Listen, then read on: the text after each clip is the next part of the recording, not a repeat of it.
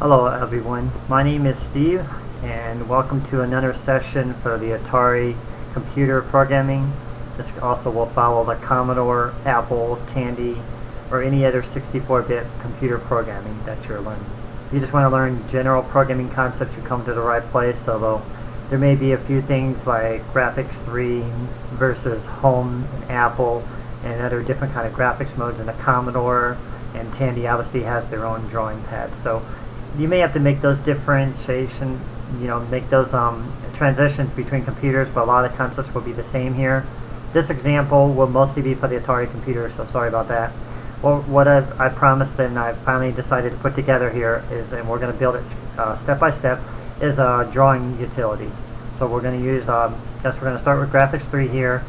And since if you've already watched, or if you have not, I recommend to watch the videos to kind of stay in sync with the session. The one I have for keyboard and sound is going to be very useful here because I'm going to demonstrate the open statement.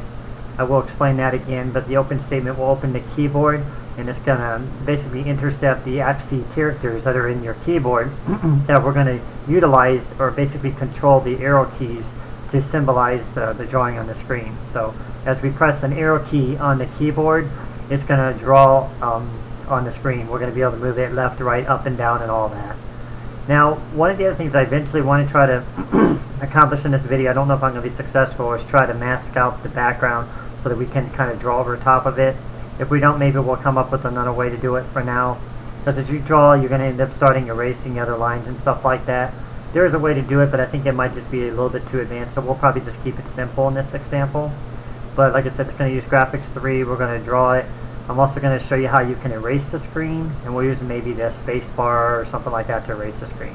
But we'll kind of go into it, and you'll learn a lot more about the really benefit of using the keys with your skills that you've also developed. Watch the video, by the way, on 4-next loops, because this will also, even though we're not going to use 4-next in this example, you'll learn a little bit more about variables here and understand what I was talking about when I said A equals A plus 1, or B equals B plus 1, or C equals C minus 1. That would be very useful here because I'm going to be utilizing that to control which direction the arrow keys are moving in. And I will explain it as we go along. Now also what's important too is to watch the lottery example video I have, which is on random numbers and variables. That will teach you about less than and, well, basically the conditions of less than and greater than, because we're going to be setting up basically what are known as barriers, so that when we draw on the screen here, like in the background I have here, that the cursor will not be able to go off the screen in the up direction, the down direction, or left or right. So we'll basically keep it trapped on the screen. So let's get that started, and I'm looking anxious to get this started for you. So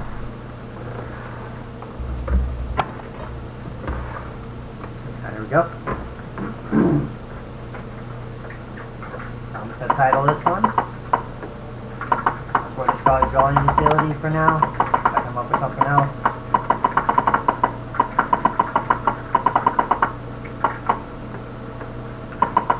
Remember the remarks, just put in your statements. They don't do anything else with the computer. I'm going to use graphics mode 3.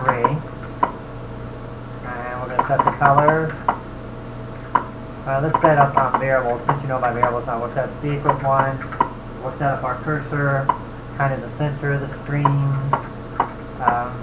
I think that would probably do it.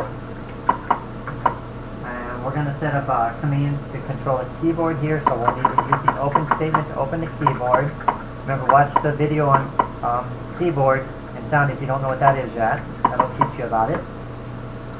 And let's see, we'll open up the keyboard. We're also going to need a clear screen, so we'll just call this CLSCR.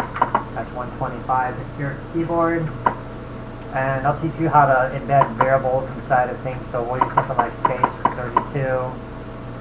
I think that'll probably do it. We'll add more variables as we come along here. I'm just going to jump down to 100 here, kind of get our cursor positioned here on the screen for us, basically. So color C, X, Y will position our cursor for us. Now when we run the program, you'll see that it basically took a dot and it centered it at the coordinates that we had at X, Y. So if you just go down here and print X, Y, you can see that the cursor is actually being positioned from 0 to 15. So it's being positioned on the 15th line horizontally, and it's going from 0 down to 8. So it's basically positioning it at 8. So So this is kind of the starting point. I think we might move it over a little bit more to kind of, I notice it's not exactly in the center there, so let's move it over a little bit. Let's see here. Usually 18 does the center of the screen. I think that'd be pretty good. Okay, so that looks pretty good for me. The next thing we're going to do is I'm going to just set up on a remark here. So we're going to say use the keyboard to draw on the screen with get. I'll show you how that works. Oops.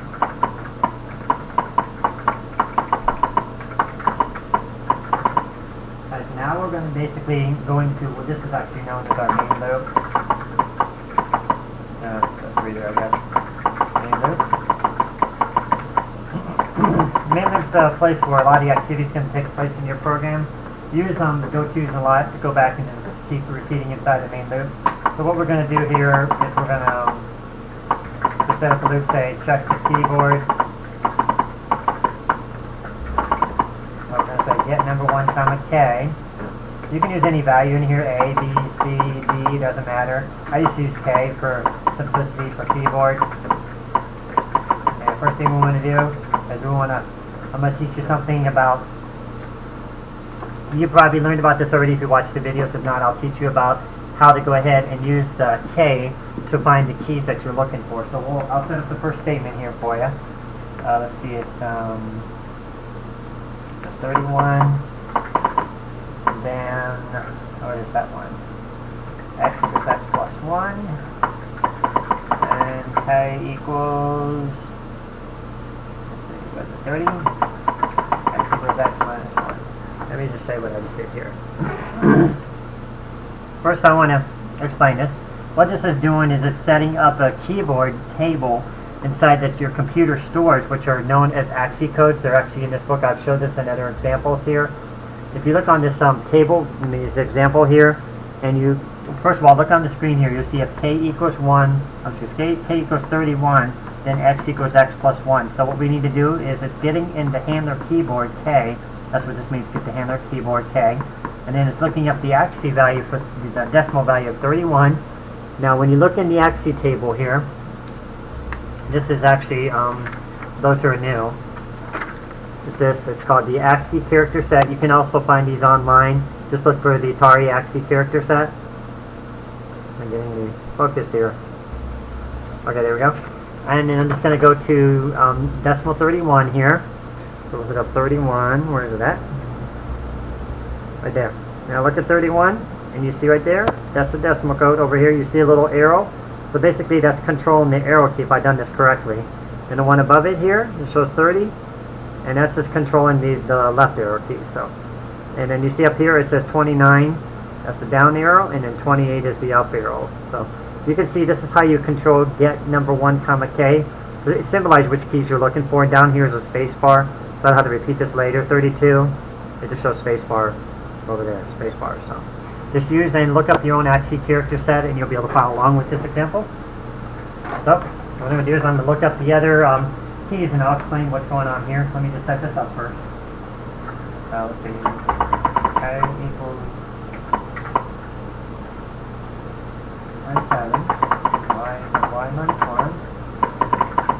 N equals 28. And Y equals Y plus 40.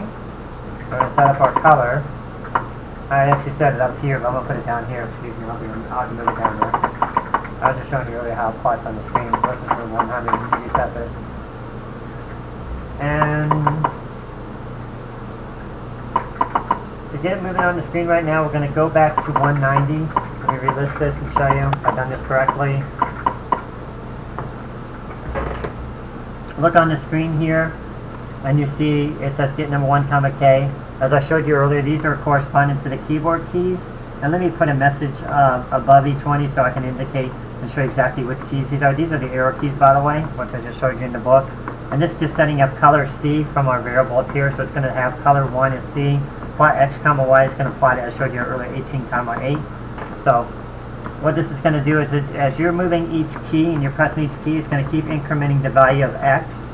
If you remember the video, or if you haven't already watched it, like I said, watch the video for next loops and you understand this a little bit more, because it's incrementing values now. We're going to learn about what incrementation is and also how to decrement values. That's what this y is doing, is it's bringing it backward and this one's bringing it forward.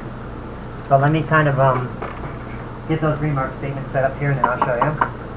Just for people who need a better understanding what's going on here. I like to make things easier, so k equals 31.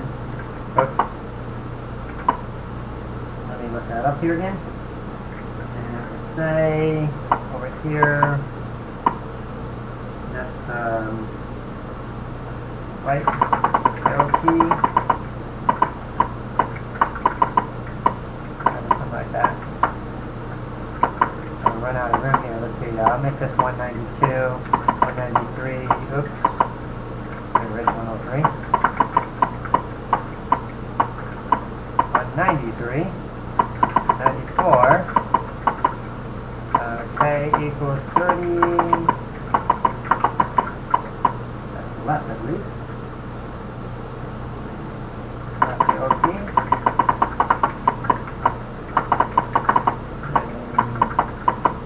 K equals 27. That one's the up. That's what we're looking at there. That's the OK. K equals 29. Now let's see our down arrow key. If I've done this correctly, I should have control of the keyboard and be able to use the arrow keys to move a little dot around on the screen, and you'll see a drawing going on. So what this is doing again is it's looking up the key values that you see right here. I kind of defined them for you. And just look up each one for what it's doing. If you look here, like I said, this one is 31, so it's the right arrow key. So this is going to keep, as you press the right arrow key on the keyboard, it's going to keep moving you over to the right. As you press the left arrow key right here for the 30, it's going to move you backward. If you press the up arrow key, it's going to move you up. And obviously if you press the down arrow key, it's going to move you down. So if I've done this correctly and it's going back to 190 here, which is to get the keyboard over and over again, to repeat in the loop, we should have a drawing program, the first beginning, or the first light of our drawing program. Let's see how this goes. Hopefully I got the keyboard set up here correctly. If not, then it might not be the right keys. I notice it's not responding. There it goes. Looks like I have to, I have to hold down the arrow keys. So I need to actually, so if you hold down the arrow keys, it works. It's drawing. I'm going to set it up for just the plus and minus later so we don't have to hold down the arrow keys. Let's see, up. Oh, you got up. This up is not working. Let me go back and check up. I had to put the wrong one in for up. Let's see, up is 28. I have 29. F is 28, excuse me. Oh wait, or it's down. No, up is 28. So this is 28. Pretty sure down is 29. 29 is down. 29 is down? And this is down, so that should work right there. It'll still work the same. And now I can move up, there we go. And we move left, move right. Like I said, because, so you don't have to press down the control key as I'm doing right now. If you look on your keyboard, your Atari keyboard, if you have the same one I do, the upper arrow key will show the minus key on it. The down will show the equals. The left arrow key will show the plus. And the right will show the star, or the asterisk, also known as the multiply symbol. So I'm going to basically look up those codes in this book so that we can just press that key without having to hold down the control key. Now it is still working because it's still looking for the control key combination, but this isn't going to work on this computer unless you want to hold down the control key while you're drawing, and I definitely don't. So I'm going to change that. I wanted to show you anyways, you learned how to set up those, but most Atari examples don't use that. They just use the plus and the minus. So let's look those up right now. So what I need is I need the minus for the up. Okay, so the minus key is 45. That's right here. We're just going to change to 45. And the down on the keyboard is showing the equals key. Also, according to the XC code here, where's it at? Let's see. Where's the equals? Sometimes they're not side by side. Let me see. It might be, there it is. It's 61. So the down is the 61. And y equals y plus 1. That's the down. Now we look at the left key. It shows the plus, which is also known as the 43. We go back in here. We change the left right here. Let's say it was 43. 43 for plus left. 43. And then finally we got the right, which is the star or the asterisk, which is 42. Also known as the right. 31 will become 42. Now we should just be able to press those keys alone without holding on a control key. It should still work the same for me. That's a lot faster. It'll be faster for you too when you have to do those error messages. We're going to fix later by setting barriers. That's just because I went off the screen. So let me just rerun in here just to show you that it works for now. So I'm moving down, moving over, and up. That's definitely working. It's drawing on the screen here for us. Kind of cool, huh? We're drawing on the screen. Okay. So I think the next thing we're going to do, before we go into barriers, I'm going to use the space bar so we can clear the screen. So let me move this down to maybe 400 just in case we need more room. Probably won't, but I always like to push our go-tos down as far as we can. So K equals 32, that's the space bar. Let me put that up here again somewhere.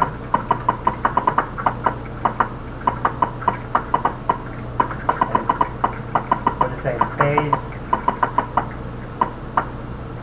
We'll say clear screen. Basically what that's doing. So, here's this the program. And I erased it. Okay, so K equals 32. Then what we're going to do is we're going to say print number 6. That gets the upper screen. You're going to CHR string. And we set this up earlier. It is 125, but let me see what I set the variable for. I set the variable for CLSC, so we're going to put that variable CLSC, which also means 125, which is clear screen. So put that down here.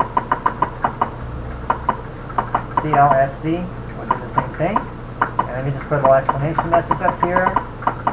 CLSC equals 125, which is clear screen. It does the same thing.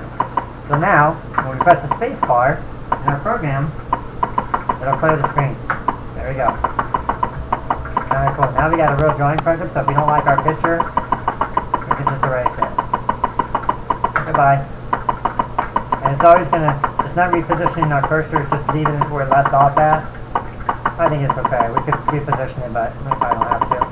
Next, we're going to learn how to change the colors. We need our key. I think we could just use the enter key or something. I think that one is 155. Let me look it up. Kind of have these memorized for years. It's 155. Okay, so what we're going to do, create a new line down here. Say okay. Oh, let me put my new line up here. I forgot. 198. A equals 55. That will be return. Let me put this on 2 lines. 199, which is clear the screen and change. What to say? Change cursor color. That's basically what it does. It changes the color of your cursor. There we go. Okay, we got your little messages here. Now we got our little print. Now we need to set up our next one. K equals 155 for the return key. Then what we're going to do is we're going to say C equals C plus 1. And I'm going to teach you about conditions here in a minute. Actually, I would say those for last. Right now we're just going to change the colors. Remember C started at 1 here. So let's go back down to the line here. K equals 155. And just to kind of make this a little bit clearer for people who may be losing me already. I tend to get carried away with stuff, so I want to make sure we try to keep everybody on the same page. It's only fair. So go back to the XC book here, or your XC PDF, or whatever you find on the internet. Just look up 155, it's not focusing. Zooming in a little bit more, maybe that'll help. Right there it says return. That is corresponding to the return key on your keyboard. So over here, when you press the return key, it's going to increment the variable c equals c plus 1, and that's actually our color. If you look here, c is inside of our loop because this is going to 190, which is up here. So since c is already inside of the loop here, it's going to keep incrementing our color. So every time we're moving here and we press the return key, it's going to change the color of our cursor. Now there's also 3 colors. There's a 0 for the background, which is black. There's 1, which is orange. There's 2, which is green. And there's 3, which is blue. And then of course if you go to 4, it'll actually repeat back to black background because there's only 3 colors in graphics 3. So what I'm going to do is I'm going to show you in a minute how to set up conditions. So we'll say if c is greater than 3, then c equals 1, so we can kind of keep the color in the loop and it doesn't keep jumping back out to a background color. Because I think what we'll do to make this a little bit more easier for people to understand and follow and make it interesting is we'll set up another key to change the color for the background or something like that.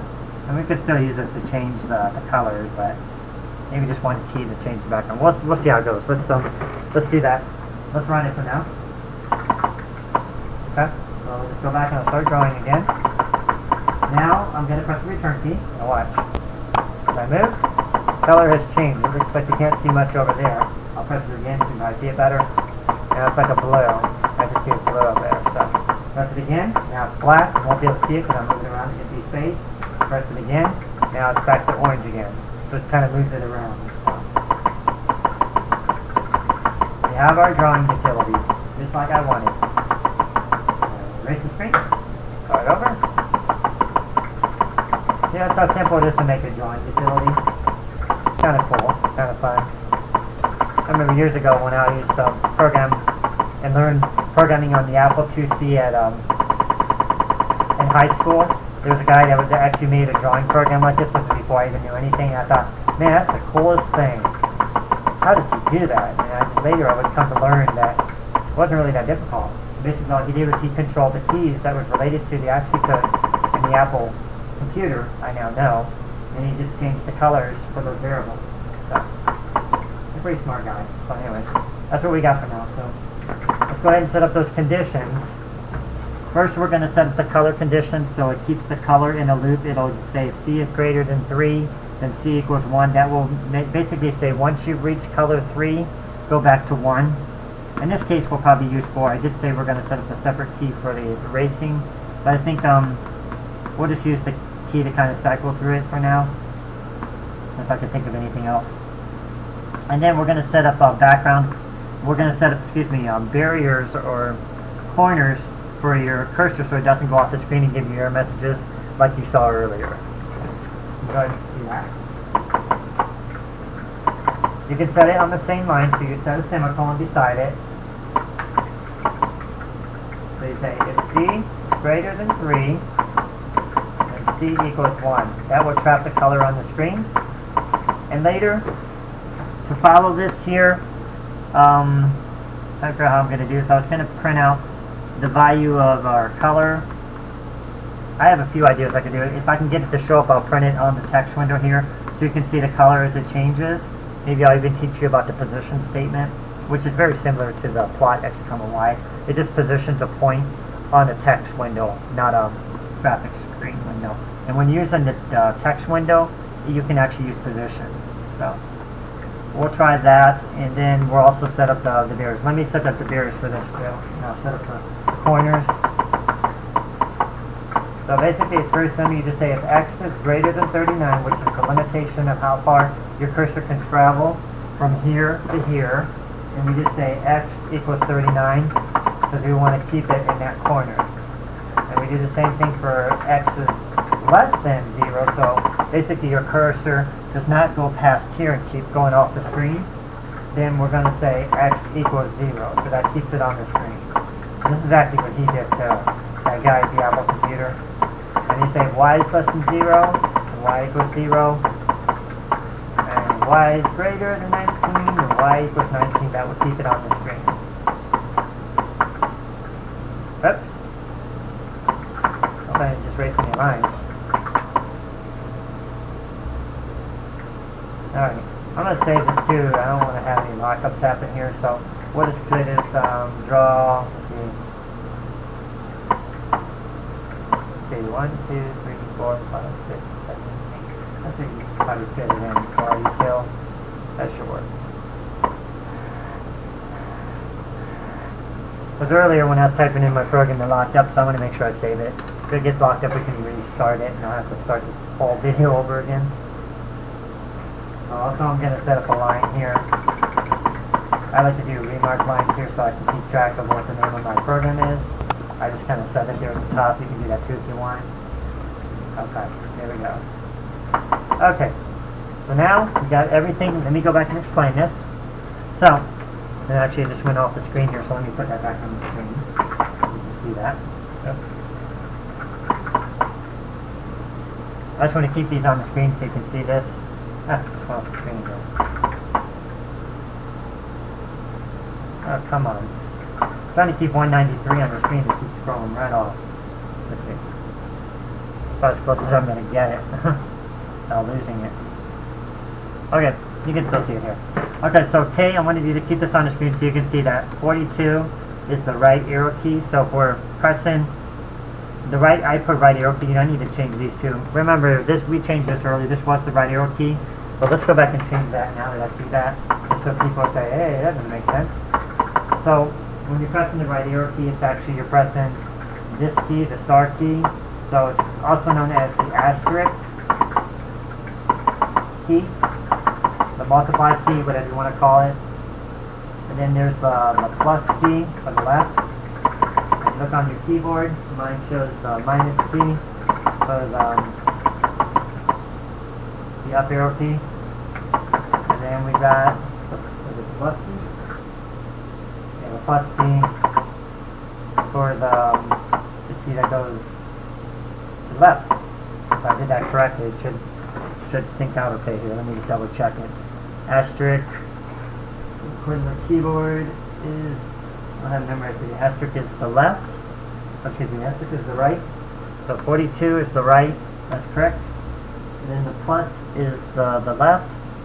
So the plus is 43, the left. That's correct. And then the up is the minus. So the minus 45. That's correct. That's good to me. And then down is the equals. Oh, I put something else in the plus. It's equals actually. Down is equals, excuse me. So this one that's going down here, 61 is equals. So I said plus. I actually repeated there, then you notice that. Okay, so now it looks good. Okay, so it makes sense now when you see it on your keyboard. Hopefully your keyboard's the same as mine. I use the 800XL. Okay, so anyways, if you press the asterisk key, or the right key, because this is moving in the right direction, we want to check to see if you're, every time you're pressing X, just so you know what this is doing, it's just adding 1 to the next one. So X equals X plus 1. X started at, I think it was at location 10. You want to always remember where X starts at. So the way you do this is you just look at your variables that you set up here, and X started at 18, Y is at 8. So if you want to write that down, X equals 18, Y equals 8. Let's go back to our line. So, X equals X plus 1. If it started at 18, it will now be a 19 as soon as you press the asterisk key to represent the right direction. And then it's going to check to see if you keep pressing this key, keep pressing it as you see your line moving across the screen. As soon as you hit the border over here, that's 39. So if it's greater than 39, then we want to keep it at 39 so it doesn't go off the screen. Now some people could even flip it. If you want to, hit 39, you can flip over here, make it reverse on the other side. That's used, I use that in my game program. Whenever he jumps into a new room, he appears on the opposite side. That's kind of normal for gaming. You could do that too if you want for here. The next one here says if X equals, K equals 43, which means you're pressing the plus key. And as you're pressing the plus key, you're moving to the left. So as you're moving to the left, it's the same thing, except remember, we start at 18. X equals X minus 1. So if X is 18, you subtract 1 from 18, you get 17. So that basically allows it to keep moving over. You subtract 17 from 1, you get 16. And you just see it moving that way as you continue to press the plus 0 key. And this again checks the border to see if you reach, this means x is less than 0, and this is of course is x greater than 39. So if x is less than 0, in other words you're already at 0 and you're still trying to go off the screen, then we want to keep it on the screen, just say x equals 0, and that will keep it on the screen. Or like I said, you can also make them flip and say x is less than 0, then you could set this x equals 39 and make them appear on the opposite side. Maybe we'll do that later. Okay, the next one here, hopefully you're getting this by now, is you're pressing the minus key. Or, if you look at the variable here, you're pressing the up key, because y represents the vertical, or up, x represents the horizontal, left and right. So as you're pressing the up key, y originally was 8, which is kind of center of the screen here. So if you press and you say y equals y minus 1, then 8 minus 1 is 7. So you basically just moved it up a little bit. And as you press the key again, and it'll say 7 minus 1 equals 6. So you'll see it moving up the screen like that every time you press the key until you get to the top. It's checking, remember, it's checking these x and y locations here. So this is what these are doing. They're corresponding to these x and y's down here, and they're moving your dot, because this controls your dot on the screen. This is the color, obviously. So as your y is increasing, or your y is decreasing here, it's waiting until it gets to the top. As soon as it gets to the top, is it less than 0, or at the very top is 0? Then y equals 0. So keep it on the screen and don't let it go off the screen or you'll get an error message. And also, once again, you could flip it to the bottom if you want by setting this equal to 19, because 19 is the bottom before you hit the text window. Okay, so the next one here is hopefully on track here now for you. It's 61, or the equals key. So this time, you're basically saying you want to go down the screen. Remember, y is once again at 18 because of our variables at the top. So if y is at 8, and you press the down key, it's going to now be 8 plus 1, or 9. So now as soon as you pressed it once, it went down 9. And then you press it again, it's going to say 9 plus 1, or 10. So it's just going to keep moving that little line down as you keep pressing the equals key. So that's basically what this does. And this is very similar. You might have gotten this by now.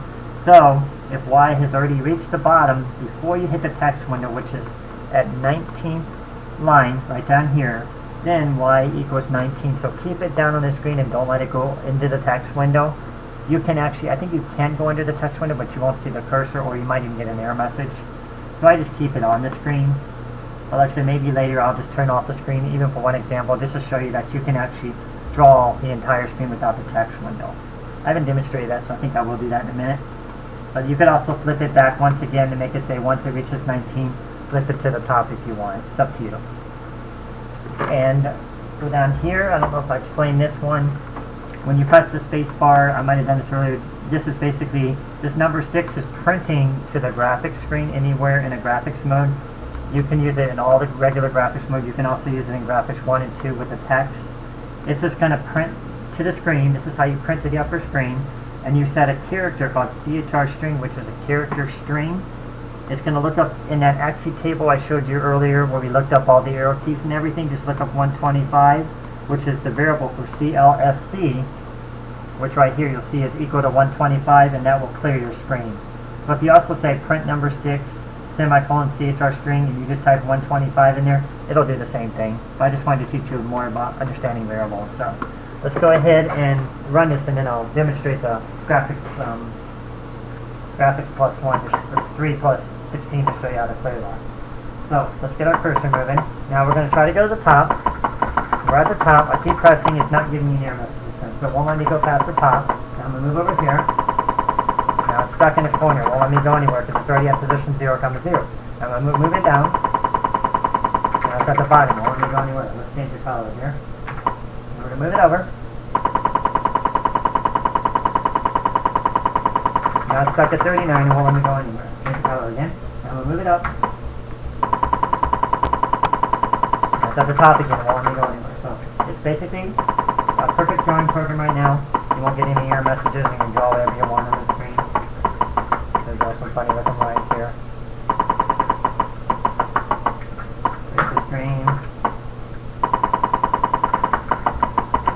So you can cycle through the colors. You won't get any error messages. You'll see them cycling when I do that. Change in there. Watch, I'll show you black. Oh, you know, I didn't even turn on black. Actually, I forgot to turn on black. Let me go back and change that because we only have colors 1 to 3 right now. So I'm going to change it to black to show you how to clear the background. And then I'll set up the graphics, the full sketch pad for you. So we'll say if it's greater than 4, then it goes back to 0. I said 1, this will be 0. So this is just saying once you've reached color 4, which is the background color, then we want to flip it back to 0 so that it basically cycles through the colors. I should just set this to 3 because 0 is already a black color anyway. So let me just do that. We need to have black on the twice, so that's good right there. Ready? Okay. I'm going to kind of draw a box here so I can show it to you.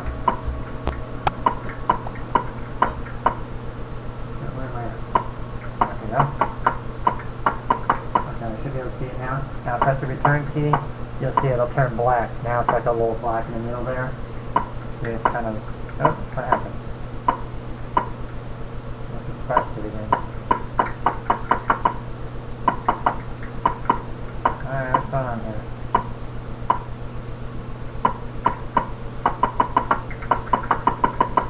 I want to see why it didn't stay on the screen in black. It should. There it goes. Okay, so it moved it. It's turned into black, so every time I was moving here, it was in color 0, and it just turned on again right there. So let me show you the full sketch pad now, as I promised. All you need to do is go up here to say graphics 3. Whoops. Okay, when that happens. So up here say graphics 3 plus 16. And since we're going in the same line, you won't see a text window now. Let me scoot this back a little bit. Now, we've got almost a full scrolling program. We just need to change the areas down here so we can draw all the way down here. Let me go ahead and change that right now. Just have to go back and make a few simple changes here. X is fine. Y is less than fine. So we only have to change this one. 23, I think that will do it. That's about all we need. Let's try it again. Go down. Now we got a full drawing program. Draw anywhere we want. If you like full screen, this gives you full screen drawing.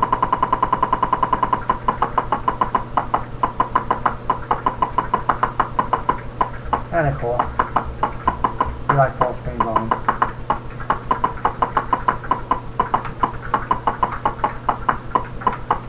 Kind of got some fun drawing some weird lines here.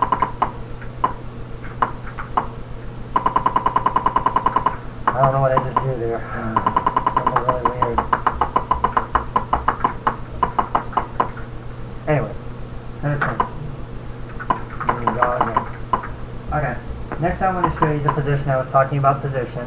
So let me just, we'll need to turn back on the text window since we're going to print to the text window. So I'm going to set this back to 19. And we're going to turn our graphics mode back on here and put it back to 3. Now we're going to print to the text window, and I'll teach you about the position, but since you already know about the plot statement, it's very similar. Like I said, it's just going to let you plot and position your cursor within that text window at the bottom down here. Now, I think I'll use inverse so that you can see the messages. So what we're going to do is we're going to say position, I think this might do it, 5, comma, what is it?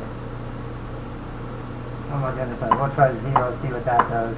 And you just say print or question mark. You can use question mark for print, it'll just translate to print. It just saves you some printing. You don't use number 6 because you're printing in the text window only. And then we're going to say something like color. When you decide it, you're just going to put C, so it's going to tell you what color you're printing on the screen. And then we're going to set up another position. This works correctly, hopefully. Let me change this to inverse so that you can see it.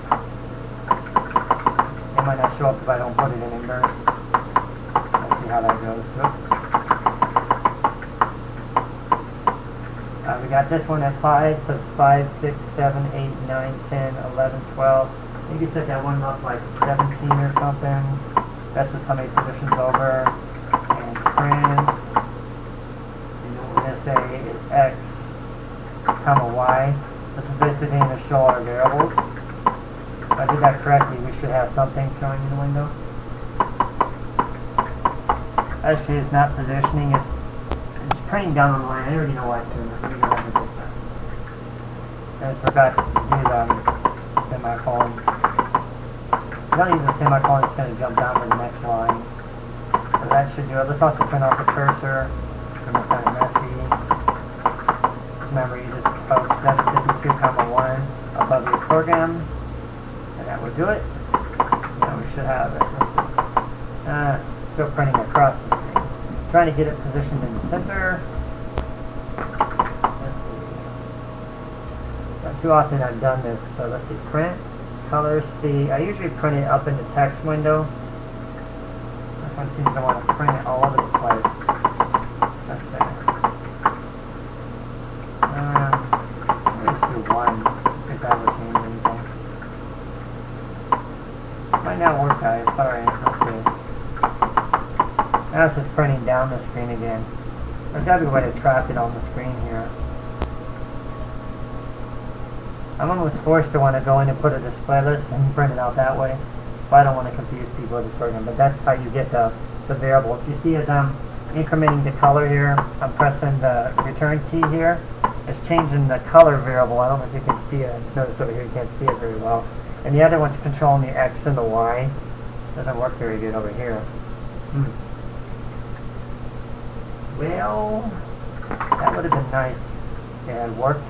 I think there's some way you can position and trap the cursor on the screen, but I guess I haven't mastered it yet. I'll probably have to come back in another video and show that. I was just trying to basically make it show you the X and the Y variables as you're moving your cursor so that you can see it. Darn it, I wanted this to work.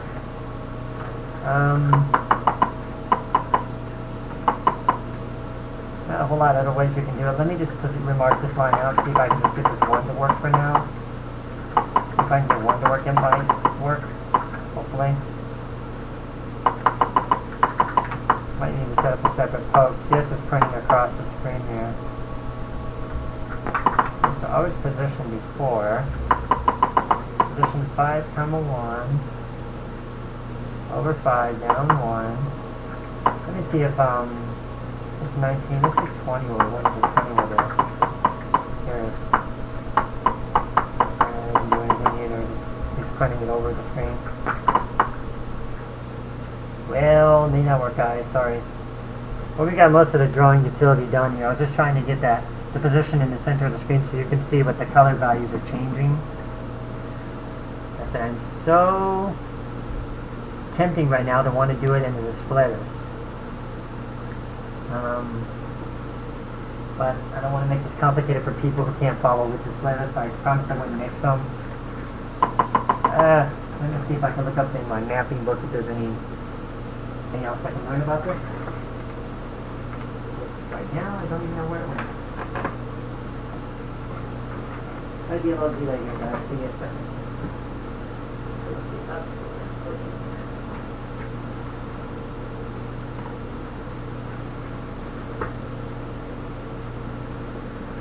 Well, where did it go? I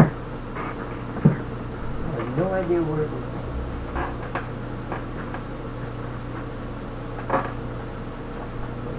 Here. There it is, I got it. So this is what I'm looking up is the map in the Atari to see if I can find any way to freeze that cursor on the screen. I know 87 controls a lot of the graphics codes. Let's see if we can find a way to trap it on the screen. Previous cursor graphics row might be a 90. Cursor column, let's see, 85, 86 before every operation. Change the value under the cursor. Logical line. I'm going to try some of these. I don't know what these are going to do. Let's see.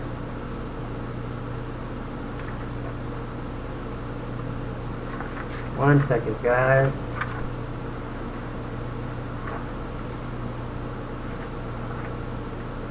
The left and the right margin. Let's see if that's it. Column of the left margin. That's the left margin. That's not it. Current graphics for text screen cursor row. That was interesting. Text screen cursor column. It might be 85 and 86.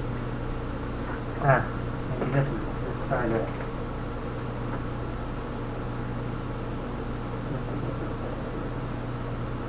What I'm doing right now is I'm looking up this location in the book. 85, 86 for the map in the Atari. Cursor graphics or text mode, cursor column. Values range from 0 to 319. That's for the graphics. I'm trying to see if I can get that cursor to stay positioned in that text window. Probably not the right one because it doesn't say anything about text window, but it's been a while since I studied the text windows. We use them a whole lot. You can also set the text window for print and plot modes by poking 87 with the graphics tool for the window. Let's see what that does. Maybe that's what I can do. 65 or 87 comma 3. There. And it's still drawing across the screen.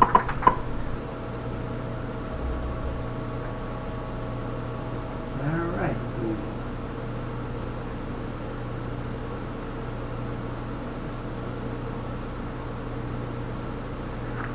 I know how to poke it to the screen.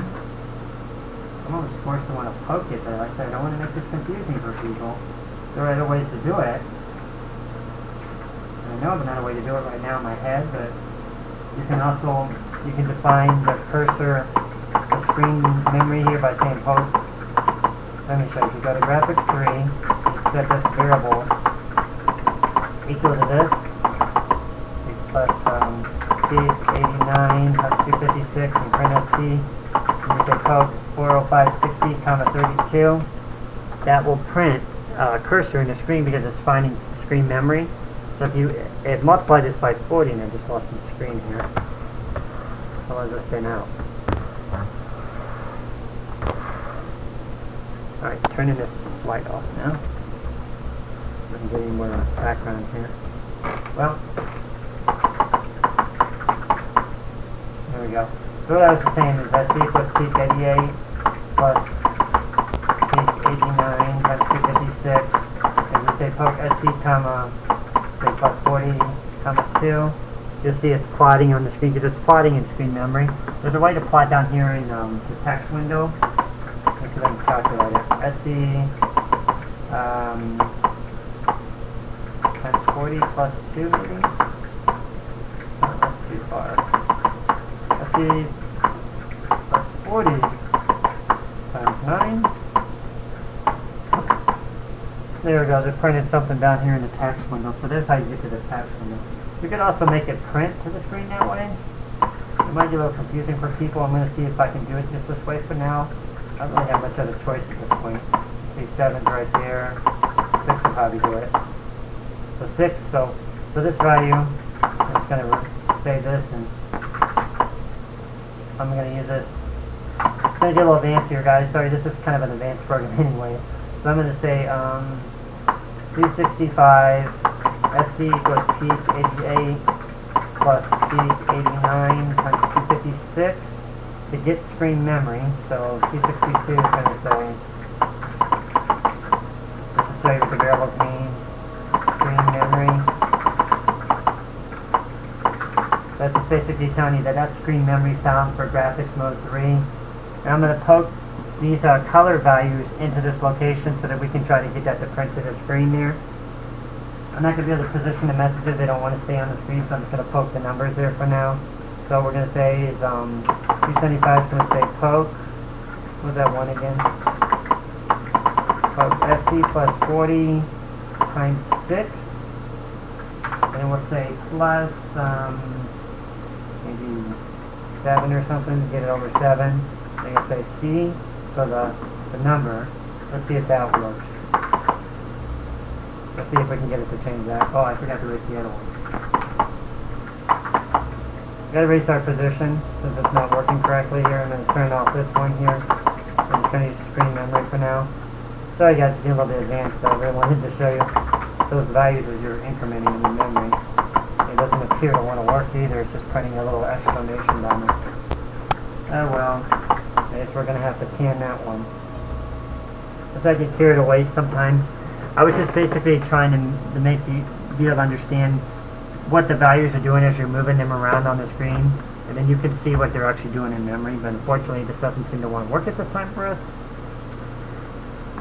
I'll probably have to make another video on position once I get it mastered in Graphics 3. I know how to use it, though, like in Graphics 0. It works pretty well in Graphics 0. It works good in when you print it to the upper screen, like Graphics 1. We can't use this for graphics 3 to print messages or text because graphics 3 only accepts graphics only. It won't take text unless you set up a display list. And I was almost tempted to do that, but I didn't want to confuse people who don't know about display lists. This is just screen memory, and it allows you to poke values anywhere on the screen here. So you can set up SC equals P and then use this poke SC. This is saying plus 40, so it's finding the location here, times 6, so it's multiplying it down 6 to find the text window, and moving it over 7.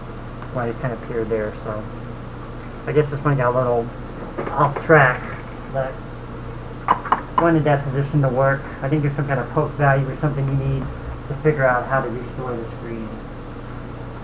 Let me play with this other one I was looking at here. There's 88, 89, 80. Let me just use, so, 80, 90, let's see. 90 is graphics row, previous cursor column, and then they have one here for text window. I just don't remember where it is in the book. The map in the Atari book. Beyond me where it is. Right margin, row cursor. That is a type window cursor row. Look on a cursor row. Let me try that one. Oops. So poking forward controls the cursor.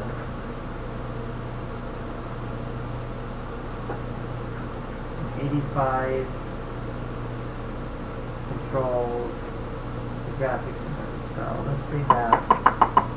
And 276, let's say 7.3, 85, 1 maybe? No. Oh, not 85, 84. 4.1, 85, 10. Let's see what that'll do. Maybe that's trapped on the screen and maybe we can do it to work. It doesn't work that well. That looks a little bit better than it did. I guess you can't really see it over here, I just noticed. So it's still scrolling. Let me go ahead and turn off the window down here, so you can see it. I'm going to turn off our line if I do that. I hate that this text window never comes up very good. It never really show you what's going on down here. The camera just cannot focus that for some reason. No matter what colors I use, I cannot seem to find it. Let's see, 128. 128 looks good. Let's just use 128.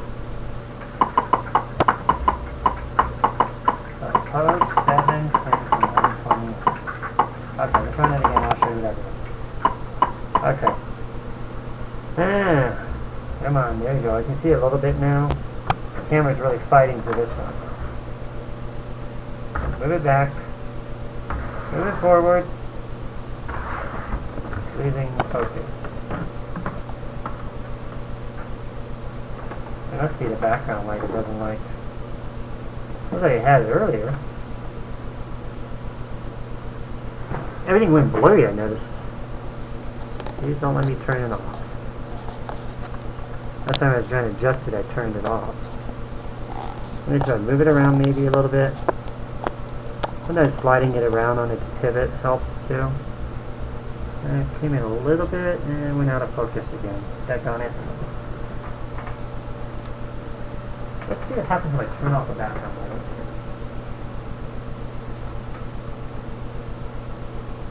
I guess I can't really see that. No difference. Well, guess you're not going to be able to see this. Let me try to move this back a little bit maybe.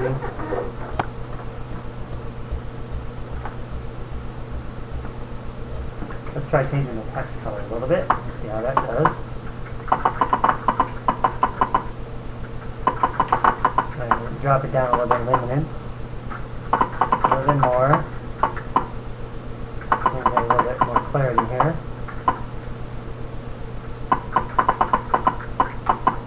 And then we see that one. Well, I guess it's not going to work much.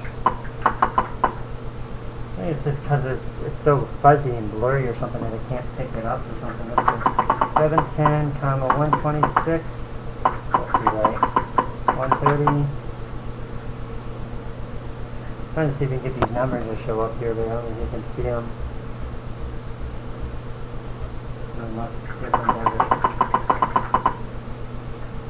I was fighting with this text window. It's such pretty color blue. I wish you could really see this blue. I like that blue. But camera is not very good for resolution. It doesn't like my TV or something. I don't know. Well, I guess we're going to have to pass on this. I wanted to show you the values as it's incrementing. I could show you 710, but you won't see the background color. I could just turn it off just to show you for this example. And now, we'll just set this to 0. You'll be able to see it that way. You just, when I go to color blue, you won't see it. You'll see color orange. And you can see the numbers changing here now as I'm moving the cursor around. That's what I wanted to show you. I just noticed it doesn't look good up here either. Oh my goodness.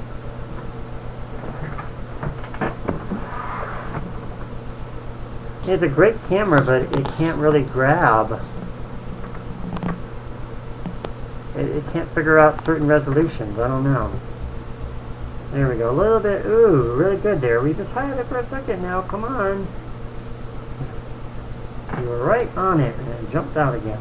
It's almost like if I angle it or something, and it redirects the light or something, and it gets a good focus. Let's see. I'm playing with it now, trying to get a trick angle. I'm sure you don't want to see me playing with this the whole time, but if you can really see it in the program, then you'll understand. I really wanted to make sure you understand how the variables are changing. These are numbers showing up right now, but you can't see them. Very, very sloppy camera. Let's see.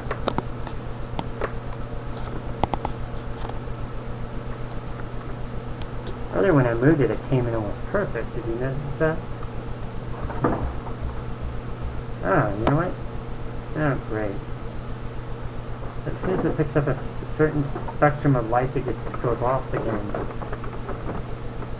What's it with this camera? I don't know how to trick it.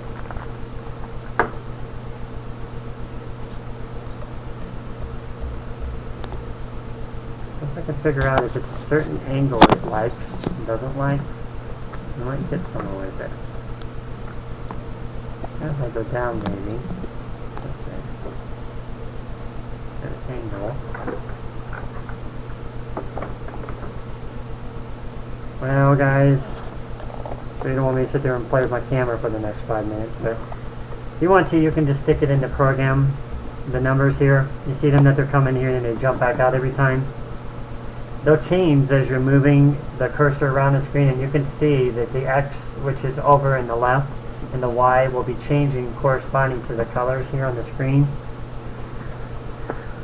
so that you can see that how the variables work in the program. That's why I wanted to show you this. Just turn off the color or what? Turn it off over there. Alright. I stuck at 29. Why not? I don't know where my cursor went to. It's like stuck down here now or something. That's black. There it goes. It was in black. Okay, now I can see it. Still can't see the numbers though.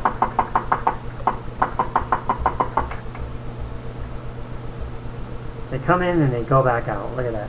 As soon as I move, it seems like they come in and they go back out. Let's see.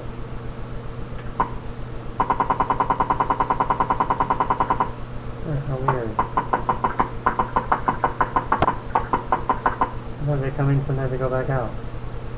Well, it's the position statement. If you want to use it in your program, you can kind of see what they're doing. I'm going to try turning this light on, see if this changes anything. Try to turn off the background light. See if that will change anything. Trying to figure out how this light works on this computer. I notice in the daytime you can see the numbers better in the text window, but at nighttime, which it is right now, they don't come in very good. If they do, they jump back out. Like right now, they're in good, and then they jump back out again. So I don't know what it's picking up. It's getting confused or something. But anyway, what I did here to explain in the program. At least the programming screen looks good enough. Down in this line here, you can disregard this. It's just a screen memory line here.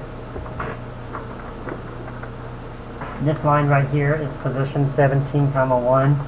So this is positioning it from 0 to 17. So it's positioning at location 17, 1 is for the text window, because you're counting 1, 2, 3 for the text window. That's why I was trying to set up these values earlier. I was trying to find out the text window position for X and Y, or for X and Y, but it just didn't work correctly. I'll have to study those later and find out how to utilize the poke statements. I know in Commodore there's poke locations 214 and 211 to position your cursor. I don't know how to do it yet on the Atari because I really position stuff in the text window, because I'm a lot of times just setting up a display list at the top to change the screen and just positioning my messages inside the screen instead of in the text window. So I never really tried to take the time to learn it. Okay, but what it does here is it'll print X, Y here. So every time you're pressing the cursor, it's changing your X location and your Y location so that you can see what the values are actually doing in memory. So if you want to try that yourself, go ahead and do that in your own program. Leave it in there. As you run it yourself, I can't show you in this example, but you'll be able to see the variables as they're changing. And that should give you a better understanding of variables. This one got kind of lengthy, I know. I went kind of overboard because I really wanted to get that position to work.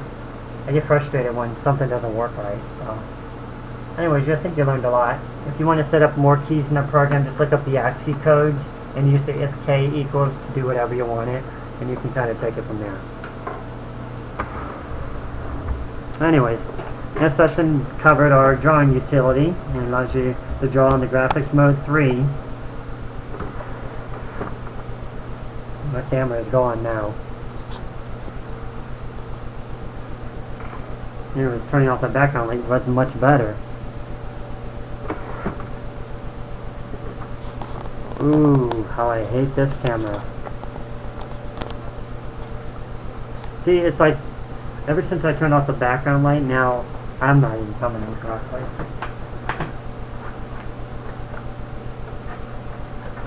So I don't get it. I'm ready to get another camera with this one. I'm just fed up with this thing. It doesn't seem to understand resolution very good.